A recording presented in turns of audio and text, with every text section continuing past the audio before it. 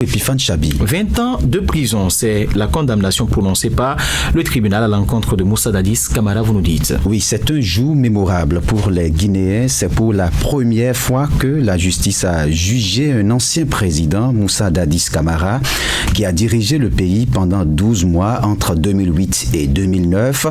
Au terme de 22 mois d'audience, le tribunal criminel de Dissane a décidé de condamner, vous l'avez dit, l'ex-chef d'État à 20 ans de prison pour le massacre de 156 manifestants le 28 septembre 2009, tout comme Moussa Tiegboro Camara, l'ex-patron des services antidrogue.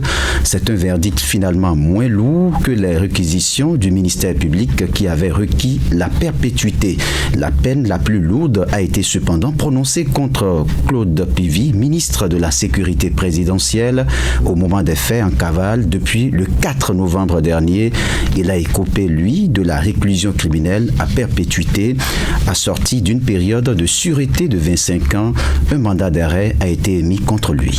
Alors, Raoul, parmi les lourdes peines, il y a aussi Marcel Guilavogui qui a été condamné à 18 ans d'emprisonnement. Oui, cet ancien protégé du président avait été aperçu au stade Rouen de coups les leaders politiques et avait menacé de faire exploser avec ses grenades la clinique où, après le massacre, les leaders politiques avaient été admis et ce n'est pas tout. Blaise Goumou, un autre gendarme sous les ordres de Tiegboro, a été condamné, lui, à 15 ans de prison.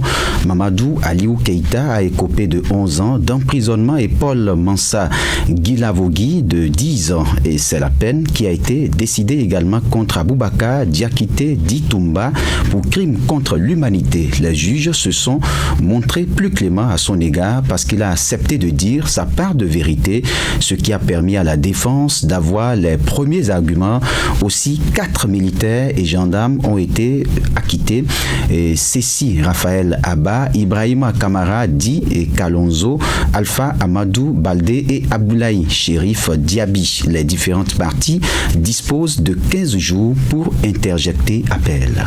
Comment expliquer alors cette requalification des faits en crime contre l'humanité? Oui, très bonne question. L'acte sur lequel s'est fondé le juge pour requalifier les faits en crime contre l'humanité est bien cette attaque généralisée ou systématique contre une population civile. Le juge a estimé que le massacre répondait bien à ces critères.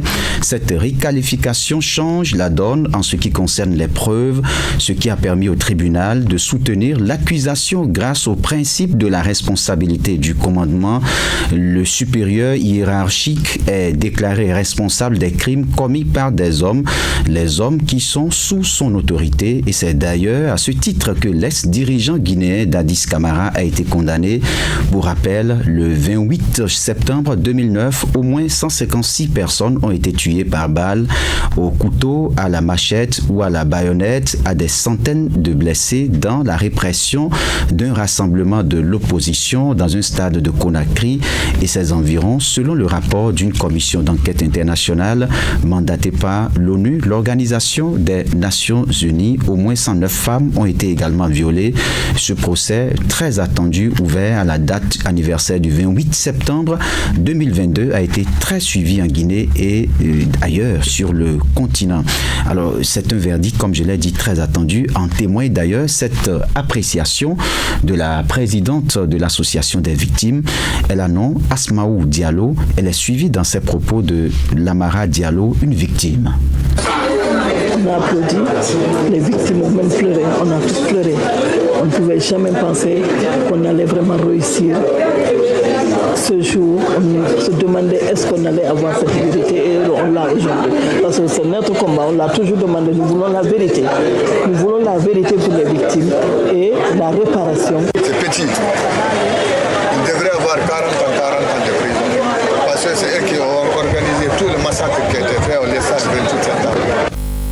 Voilà donc la réaction de quelques victimes qui ont été interrogées par nos confrères TV5.